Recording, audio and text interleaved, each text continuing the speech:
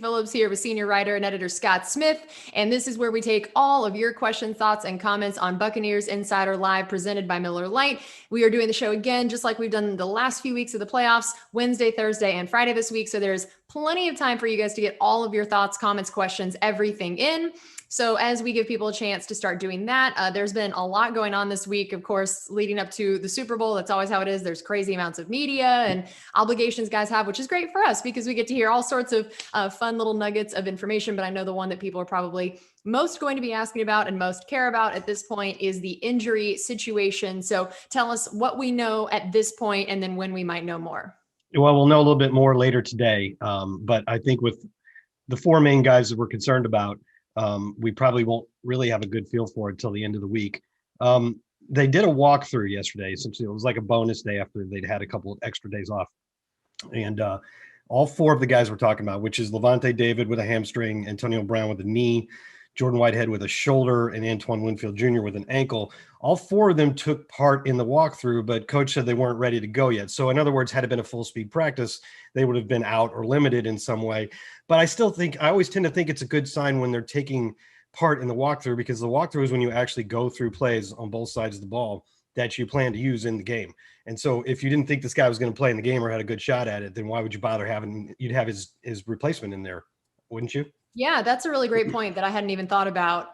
So yeah, that's a good sign. And again, just a reminder to anyone who saw the injury reports from last week, those were based on the idea that the game would have been this last Sunday. So I was just like reiterating that in case there's anybody new that didn't hear that disclaimer and has been panicking about some of those designations. Yeah, in fact, that injury report is still displayed on the website on our injury report page until it gets replaced later this afternoon. The one that goes up today will not have game status designations. That won't happen until Friday, but it will now be applying to the actual Super Bowl. So that's good news. I would have liked for Lavonte to be just a little bit more definitive with, I'm definitely playing. I wouldn't miss this for the world. He said the truth and the right thing, but he just said he's taking a day-to-day, trusting the trainers, and then we'll see on Sunday. Well, I know what I want to see on Sunday. So, he's waited a long time for this game. So he'll go if he can. It's just that hamstring, I would say if it was an elbow or even a knee or something, I'm like, there's no way he lets that keep him out of this game. But hamstrings are tricky. Hamstrings are injuries that sometimes your body just won't let you, even if you want to fight through the pain. Yeah. The good news is that sometimes with things like hamstrings, you hold somebody out because you're afraid it'll make it worse for future games. Well, you don't have to worry about that with this. At least it is just the one game and you're not worried about what it would mean long-term the rest of the season. I also think it's a good sign that he suffered that injury in the third quarter in Green Bay, and he didn't miss a snap. So at least at that point, he was able to play through it. That's a really good point. So of those guys in general, we've heard a little bit from Bruce and all that. What do you feel like in terms of who's the closest or further away? Or do we know who's more certain or less certain of those guys? I think you just got to go with what we said before. The evidence that we have at hand is that Antoine Winfield actually went on the trip to Green Bay, and they actually worked him out in the morning before the game with the chance that he might play. And that was at this point, a couple weeks ago. So I got to feel like he's probably your best bet to play. And then Lavonte, just because of what coach has said, he seems like the best bet. So the two guys that were actually listed as doubtful for that phantom game last Sunday were Whitehead, who got hurt in the game and hasn't practiced since, and Antonio Brown, who didn't go on the trip. And then Daniel had a question. He said, take Tom Brady out of the equation for this answer. Outside of him, who do you think the defensive player and offensive player, most valuable player for the game would potentially be? And he said you could give either a dark horse or a most logical answer. On offense, I think I would go with Chris Godwin. I think he's going to have a lot of opportunities in this game to make big plays out of the slot, especially because they blitz a lot. And so if you've got hot reads, I could see Chris Godwin being a hot read on short passes that he could gain extra yards on. He's very, very good at that. I'm hesitant to pick a running back just because I don't know how the flow of the game is going to go, and you never know. Leonard Fournette's been the lead back in the playoffs, but Ronald Jones could have a big day, and then I'd have picked the wrong one. So I'm going to go with Chris Godwin. You really could go with any of our receivers, but that's the one I'll choose there.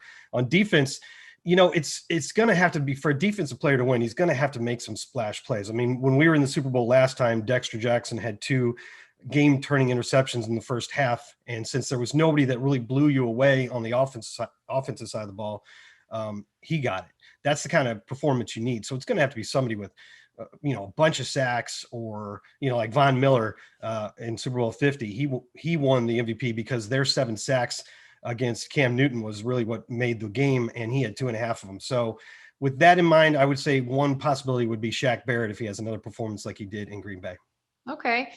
Mike had said, who do you think are some of the big contributors to this team getting to this point that haven't necessarily gotten the name recognition? And he threw out Will Golston. Yeah, that's a good one, of course. And I feel like Will was getting some attention earlier in the season, which was good because he was deserving of it. We were kind of calling him out saying, hey, have you guys noticed that this guy is leading the team? And which he did, by the way. He led the team in quarterback hits, which is pretty impressive for Will, considering, his value to the team coming into the season was how very, very good he is stopping the run and sealing the edge on the strong side against the run. So for him to give you that pressure is great. But I would say just about anybody on the offensive line. I think we hear Ali Marpet's name a lot, which is deservedly, but that offensive line has been phenomenal this season, and they're peaking at the right time. They're playing great right now. Maybe a guy like Ryan Jensen would be a good answer there. Yeah, So, that is a good one. yeah. Scott had asked, do you think Tom is more motivated to get his 7th ring or these young guys to get their first? I would hesitate to put anybody above Tom Brady when we're listing how motivated a person is. So I'd have to go with Tom. These young guys, it's their first time, and I'm sure everybody's motivated, of course, that's obvious, but they may not have a full grasp of what this means and how often, or how relatively not often, most players make it to this stage.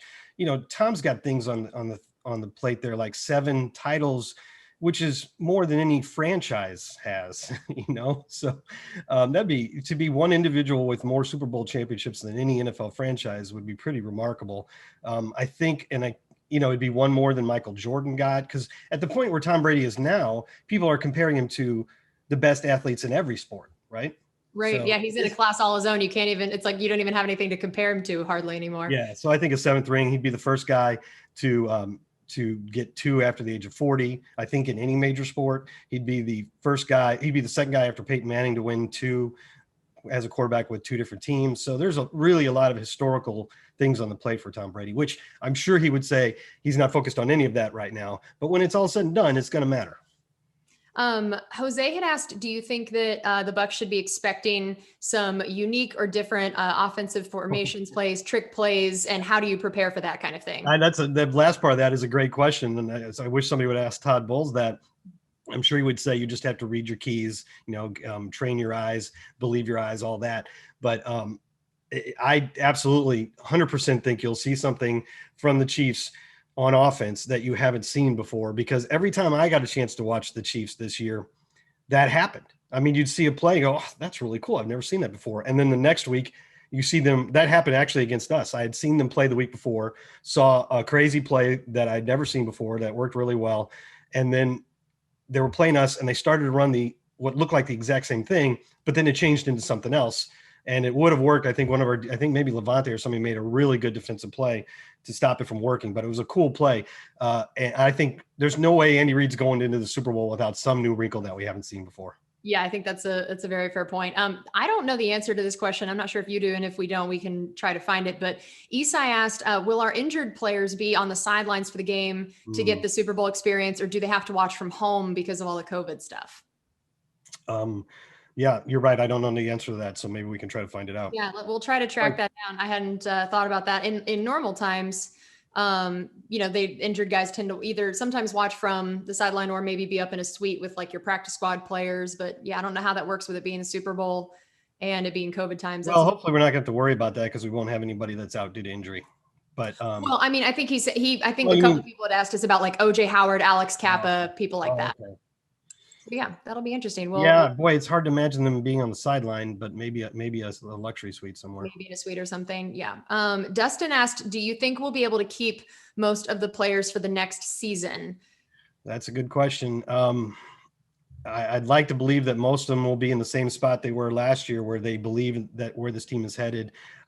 Win or lose, it's been a pretty magical season for the Buccaneers, and everybody expects Tom Brady back. So I would think that'd be a motivating factor for a lot of these guys. Obviously, Shaq is playing on the 1-year franchise tag, but has said on multiple occasions that he wants to stay. Obviously, the Bucs want to keep him around. The others, I guess, are Chris Godwin and Ndamukong Suh, Levante David. It's a tough prediction to say all of them will be back, but some of those guys, you have a hard time picturing them going anywhere else like Levante David. So I would say the majority will probably be back, but it'll take a lot of work, just like it did last offseason. I love this question. Tony asked, do you think Vidaveya might be featured as a fullback in any of the plays in the Super Bowl? Sure. Why not? I mean, it worked when we've done it. It probably is a matter of just how close to 100% they think he is, because we really need Vidaveya on defense, and you wouldn't want to lose any of his availability because you put him on offense, right? Yeah. So maybe if he's not 100%, it's less likely, but I don't think it's impossible.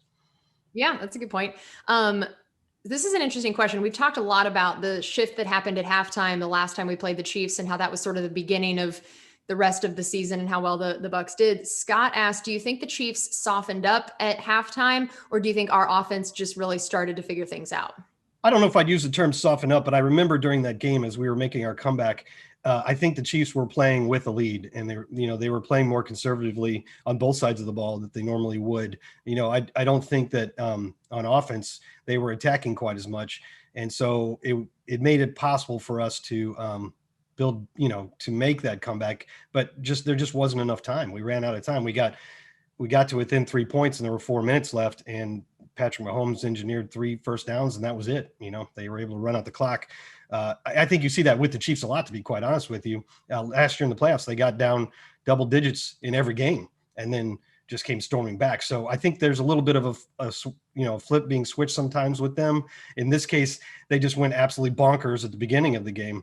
And some of that also was adjustments on our part. For instance, in the first quarter of that game, we were in single high safety on defense about 65% of the time, and that didn't work. And Tyreek Hill caught something like 6 passes outside the numbers against single high coverage in that quarter. We went for 2 high safeties on 72% of the snaps the rest of the way, which was obviously an adjustment because the previous strategy was not working. So some of it was adjustment on our part, but I think it's fair to say that the Chiefs may have eased off a little bit after they got the big lead, and it worked. I mean, they won the game. I'm not criticizing. Right. Yeah, absolutely. Matt asked, how big of a deal is it that Eric Fisher is out, and how much do you think we'll be able to pressure Mahomes because of the injuries they've had to their offensive line? I think it's a big deal, and I don't want to say that in a way that's disrespectful to the people that are stepping in there now. Mike Rimmer's probably a left tackle who, by the way, started his career here. I don't think he ever got to play in a regular season game, but he was here. Mike Rimmer's, and then I think their guard, Andrew Wiley, will kick out to right tackle. I would just say take a look at the Green Bay game.